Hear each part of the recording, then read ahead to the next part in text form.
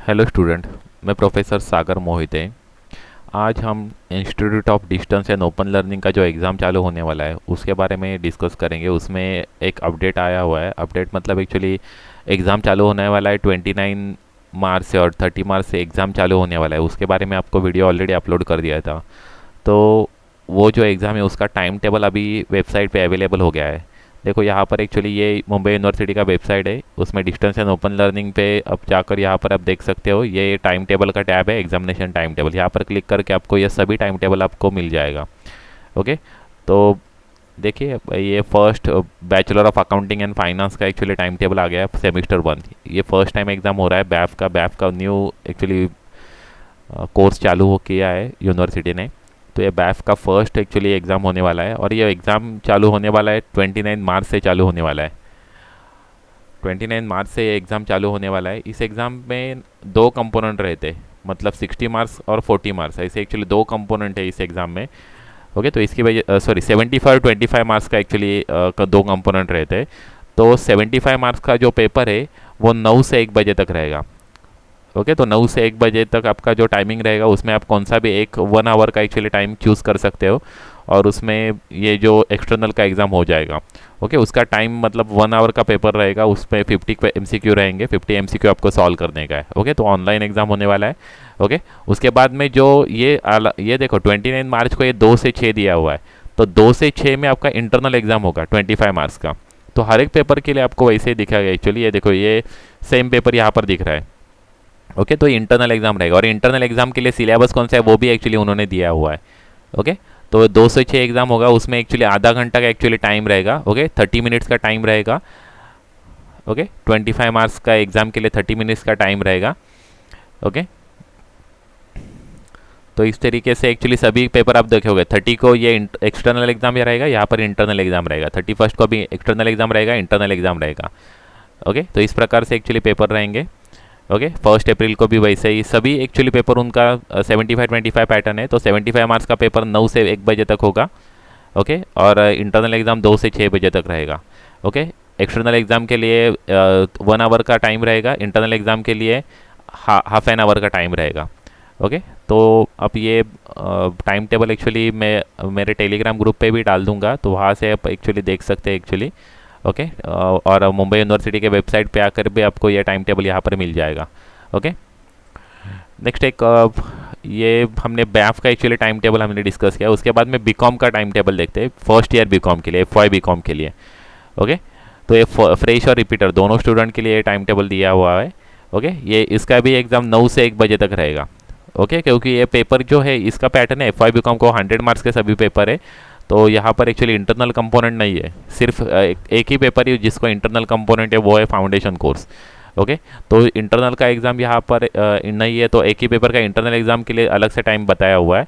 लेकिन यहाँ पे अभी पेपर 9 से 1 बजे तक रहेगा, 100 मार्क्स का पेपर रहेगा। ओके, 100 मार्क्स का मतलब MCQ रहेगा, 1 आवर का टाइम रहेगा, 50 MCQ आएंगे। ओके, सेम सिचुएशन 30 के लिए, 31 के लिए। ओके, 29 को अकाउंटेंसी का पेपर है, AFM का पेपर है। 30 को कॉमर्स का पेपर है, 31 को फाउंडेशन कोर्स का पेपर है। यहाँ पर 75 मार्क्स का कंपोनेंट कंप्लीट कर देंगे 31 मार्च को। ओके, और नेक्स्ट 1 अप्रैल को बिजनेस इकोनॉमिक्स है, 4 अप्रैल को बिजनेस कम्युनिकेशन है, 5 अप्रैल को एनवायरमेंटल स्टडीज़ है, 6 अप्रैल को मैथमेटिक्स एंड स्टैटिस्टिकल टेक्निक्स है। ओके, अभी ये 7 अप्रैल को आपको फिर से फाउंडेशन कोर्स दिखेगा, लेकिन यहाँ पर इंटरनल टेस्ट रहेगा, मतलब 25 मार्क्स का कंपोनेंट का एग्जाम रहेगा। ओके, इसका एक्चुअली टाइम रहेगा 30 मिनट्स का टाइम रहेगा, और 10 क्वेश्चन आपको कंपलसरीली सॉल्व करने के। उसका एक्चुअली सिलेबस भी दिया हुआ है यहाँ पर। ओके, ये दो यूनिट पे ये रहेगा actually. Unit 1 overview of Indian society and unit 2 concept of disparity. Okay, ये 2 यूनिट पे इंटरनल एग्जाम रहेगा। ओके, वहाँ पर भी MCQ क्वेश्चन रहेंगे। ओके, तो इस प्रकार से एक्चुअली ये FY बीकॉम और FY बैप का एक्चुअली टाइम टेबल आपको मैंने बता दिया एक्चुअली ये। ओके,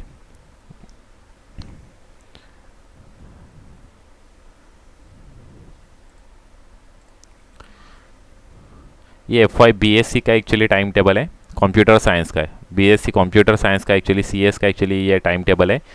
ओके, उनका भी एक्चुअली ये जो पेपर है ये एक्सटर्नल का ही पेपर है एक्चुअली।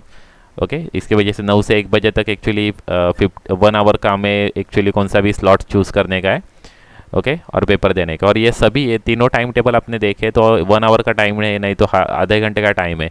और ये टाइम स्लॉट दिया हुआ है वो एक्चुअली आपको कम पूरा टाइम मिलने के लिए आपको एंड टाइम के कम से कम 1 घंटा पहले, नहीं तो आधा घंटा पहले आपको ज्वाइन होना जरूरी है एग्ज़ाम के लिए। मतलब 9 से 1 एग्ज़ाम है, तो आपको क्या करना पड़ेगा, कम से कम 12 बजे आपको ज्वाइन करना जरूरी है। आप कभी 12 बजे के बाद कभी आप ज्वाइन करोगे तो आपको 1 आवर से आपको कम टाइम मिलेगा एग्ज़ाम के लिए, क्योंकि 1 बजे एग्ज़ाम पूरा ख़त्म हो जाएगा, एग्ज़ाम का सर्वर एक्चुअली बंद हो जाएगा। तो इसकी वजह से आपको 1 बजे से पहले एक्चुअली एग्ज़ाम ख़त्म करने के लिए कम से कम आपको 12 बजे ज्वाइन करना पड़ेगा, कभी 1 आवर का कभी पेपर रहेगा तो।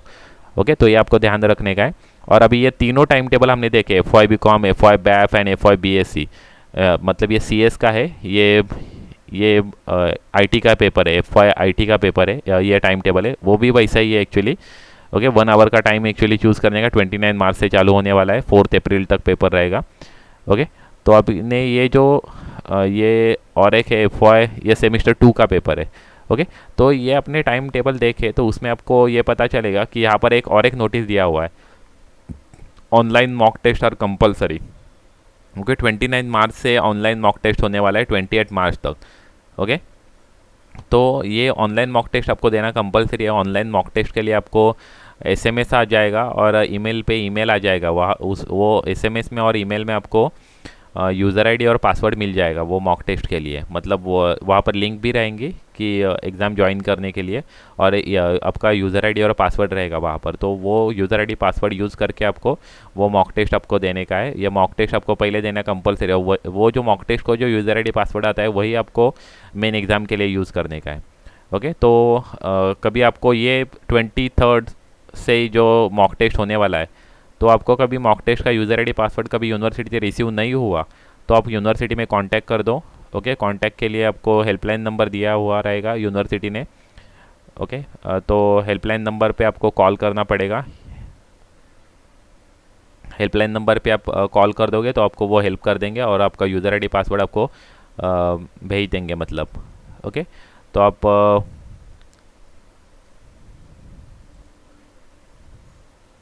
ये आपको मॉक टेस्ट के लिए हेल्पलाइन नंबर एक्चुअली ये दूसरा एक्चुअली एक नोटिस है मॉक टेस्ट के, उसमें एक्चुअली आपको हेल्पलाइन नंबर मिल जाएंगे। ये हेल्पलाइन नंबर है एक्चुअली।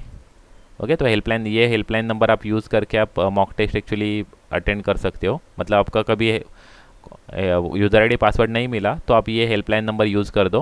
ओके, मैं थोड़ा जूम कर देता हूँ तो आपको हेल्पलाइन नंबर ठीक से दिखाई देंगे। ये हेल्पलाइन नंबर है।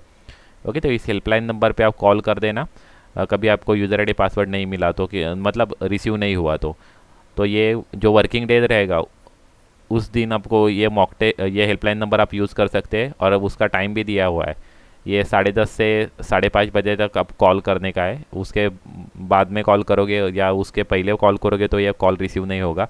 और दूसरी और एक चीज़, आपको ये बहुत बार ये नंबर एक्चुअली बिजी लिखाई देंगे क्योंकि बहुत सारे स्टूडेंट कॉल करते हैं, तो आपको एक्चुअली रिपीट कॉल करके एक्चुअली उसका फॉलोअप लेना पड़ेगा।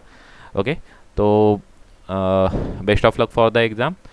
Okay, thank you. Subscribe my channel, share the video. Okay, आपके जो अदर फ्रेंड्स हैं उसमें वीडियो शेयर कर दो। Okay, thank you.